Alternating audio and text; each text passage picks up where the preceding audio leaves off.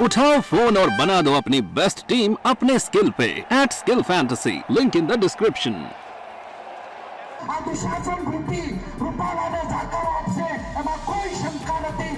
इंडी गठबंधन एक कौरव सेना जेवुं छे। 22 વર્ષ બાદ ફરી એકવાર પરેશ ધાનાણી વર્સેસ પરસોત્તમ રૂપાલા વચ્ચે જંગ છે તે જામશે। અગાઉ 22 વર્ષ પહેલા વિધાનસભામાં આ જંગ જામી ચૂક્યો હતો, જેમાં પરેશ ધાનાણીએ પરસોત્તમ રૂપાલાને માત આપી હતી અને હવે 22 વર્ષ બાદ ફરી એકવાર આ બંને દિગ્ગજ નેતાઓ એકબીજાની આમને સામને છે।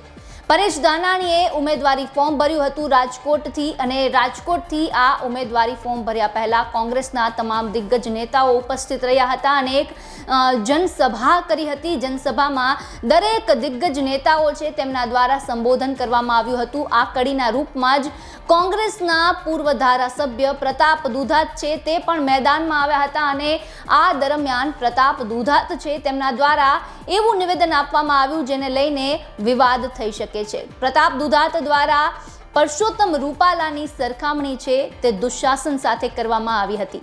મહાભારતના દ્રૌપદી ચીરહરણના એક ઘટનાક્રમને પોતે વાગોળતા હતા અને એ દરમિયાન પ્રતાપ દુધાત દ્વારા આ પ્રકારનું નિવેદન આપવામાં આવ્યું છે। ત્યારે સ્વાભાવિક છે કે પ્રતાપ દુધાત કે કોંગ્રેસના કોઈ નેતા આ પ્રકારે નિવેદન આપતા હોય તો ભારતીય જનતા પાર્ટી પણ શાંતિથી બેસે નહીં। ભારતીય જનતા પાર્ટી તરફથી પણ વળતો જવાબ આપવામાં આવ્યો। પ્રવક્તા રાજુ ધ્રુવ દ્વારા પ્રતાપ દુધાતના નિવેદન પર વળતો જવાબ અપાયો। શું કહ્યું આ બંને દિગ્ગજ નેતાઓએ આમને સામને તે સાંભળો આ રિપોર્ટમાં।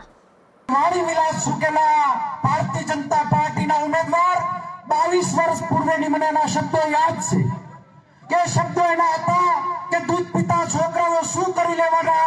તે દિવસે 9 યુવાનો 10,000 યુવાનો ગામે ગામ નીકળી અને રૂપાલાને અમરેલીથી જાકારો આપ્યો તો ફરી વખત આરણ મેદાનની અંદર આ મહાભારતમાં મને સીન દેખાઈશ।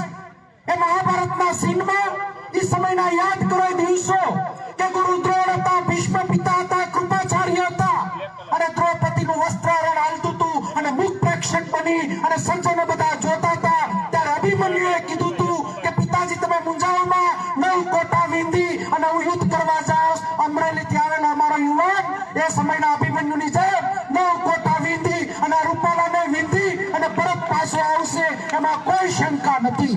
નારી શક્તિનું અપમાન છે।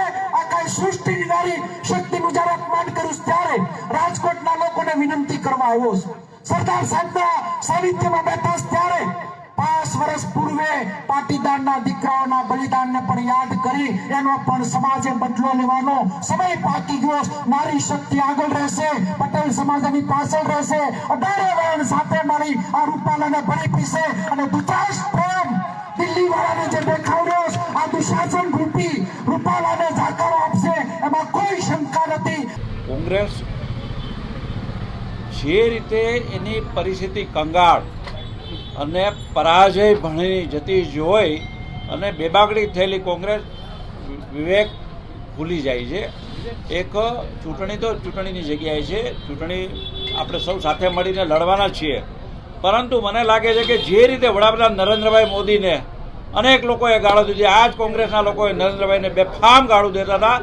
નરેન્દ્રભાઈએ ગાળોની આજે જે રીતે લોકપ્રિયતામાં પરિવર્તિત કરી, પરસોત્તમભાઈ રૂપાલાને કોંગ્રેસના લોકો જે ગાળો દેવી હોય દે, પરંતુ પરસોત્તમભાઈ એ ગાળોથી વધુ મજબૂત હશે। રાજકોટની પ્રજા એમને વધુ ને વધુ પ્રેમ કરવાની છે, એ સાબિત થતું જાય છે। બીજી એક વાત, કોંગ્રેસના લોકો જ્યારે પરાજયને ભાળે છે, કોંગ્રેસની ખસ્તા હાલતને થતી જોવે છે ત્યારે એમને એમના નજીકના સગાઓ યાદ આવે છે।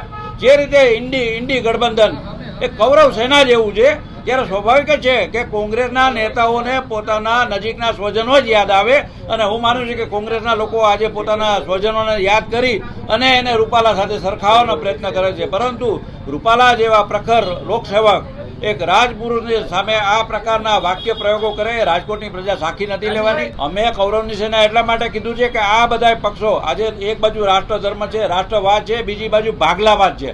જે લોકો આજે દેશના ભાગલા કરાવવાના પ્રયત્ન કરતા હતા, 370મી કલમ દેશને એક અને અખંડિત કરતી ભારતીય જનતા પક્ષે વડાપ્રધાન નરેન્દ્રભાઈ મોદીએ દૂર કરી। 3 તલાકનો કાયદો વડાપ્રધાન નરેન્દ્રભાઈ મોદી લઈ આવ્યા।